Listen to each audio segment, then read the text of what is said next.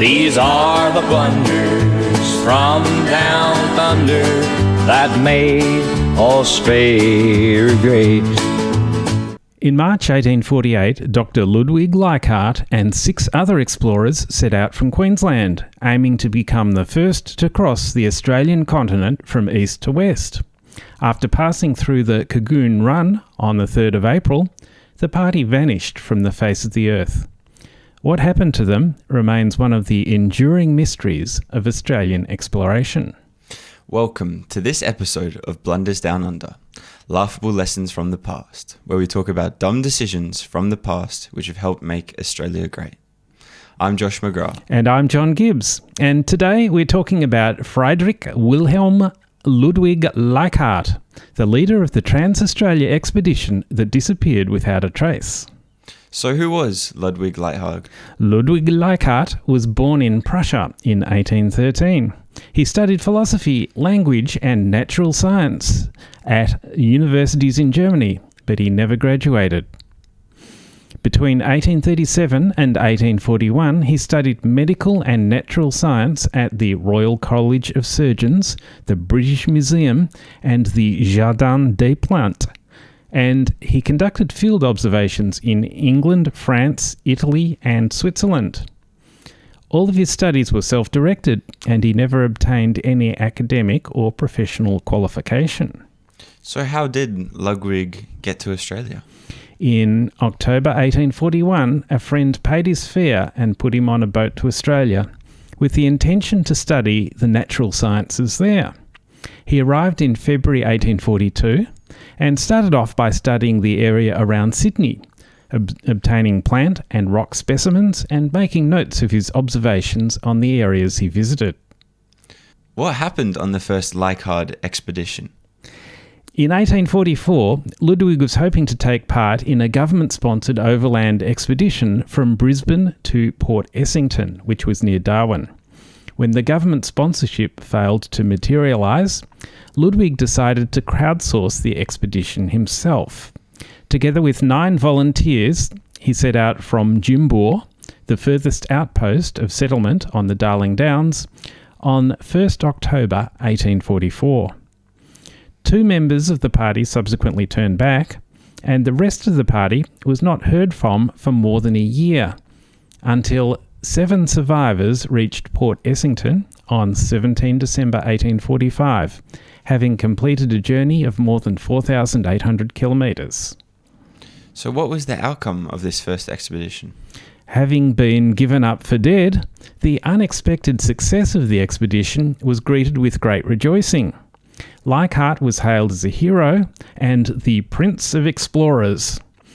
He'd kept a detailed diary of his travels and observations, and the publication of his journal led to international fame and awards given by the Geographical Society Paris and the Royal Geographical Society.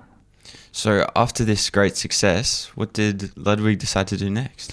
The government and private donors were both keen to sponsor another, bigger expedition. This time the plan was to cross Australia from east to west, starting from the Darling Downs and finishing at Perth. And how did this second expedition go? Not so well. Ludwig set out with a party of 8 other people in December 1846. They were delayed by heavy rain and weakened by fever, and they eventually had to return after covering only 800 kilometres, arriving in June 1847. So according to Ludwig, what caused the failure of the second expedition? Ludwig blamed the lack of success on the poor conduct of the members of the expedition party. He said they were not experienced bushmen. They'd been accustomed to the easy, effeminate style of city life, and that their whole interest in the undertaking was pecuniary and selfish. What actually happened on this second expedition? John Mann, who was second in command of the expedition, stated that while 2 members of the party were not experienced bushmen, the rest were. The true cause of the failure was the illness suffered by the members of the party, probably malaria. Ludwig, who was known to everyone as the Doctor, although he had no formal medical qualifications, had told the team members that he was bringing a well-stocked medicine chest and a case of surgical instruments. In fact, the medicine chest was very small and had nothing suitable for treatment of the fevers encountered.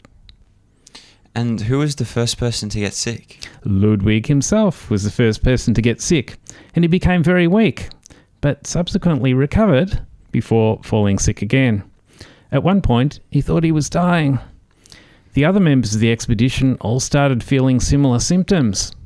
Whenever Ludwig was sick, the whole party was at a standstill. But when he was well and the others were afflicted, not the slightest mercy or consideration was shown to them. So what happened when some supplies went missing? At Ludwig's suggestion, some 50 pounds of sugar, flour and tapioca had been set aside in separate packages for special occasions. John Mann noticed that someone had been pilfering these reserve supplies, and one day he caught Ludwig with his silk neckerchief full of sugar. When challenged, he said that sugar did him good. When Mann suggested that the sugar might do the others good as well, Ludwig replied it would turn acid on their stomachs. So tell me, how did plans of a third expedition come about? The following year, Ludwig decided to have another go at crossing Australia from east to west. This time he took 6 other men, including 2 Aboriginal guides, along with 7 horses, 20 mules and 50 bullocks. If that sounds like an odd packing list to you, it does to me too. And how did this third expedition go? They set out from the Condamine River in March 1848. By the 3rd of April, they'd reached Alan McPherson's station, Cogoon, on an outlying part of the Dowling Downs. After that, they were never seen again, and they probably perished somewhere in the great sandy desert of the Australian interior. Well, what efforts were made to try and find this missing expedition? 4 years after the disappearance, the New South Wales government sent a search expedition under the leadership of Hovenden Healy. All they found was a single campsite with a tree marked L. Several years later, another search expedition led by Augustus Gregory, all they found was another tree marked L. Some 40 years later, a small brass nameplate marked Ludwig Leichhardt was found just over the West Australian border from the Northern Territory, attached to a shotgun, but it may have been carried there by an Aboriginal from anywhere. We will never know for sure how and where Leichhardt's expedition met its end. And what's the moral of this story? Just because someone is a scientific genius, that doesn't mean he's good at everything else. Trusting your life to a scientific genius who has no people skills is a recipe for disaster.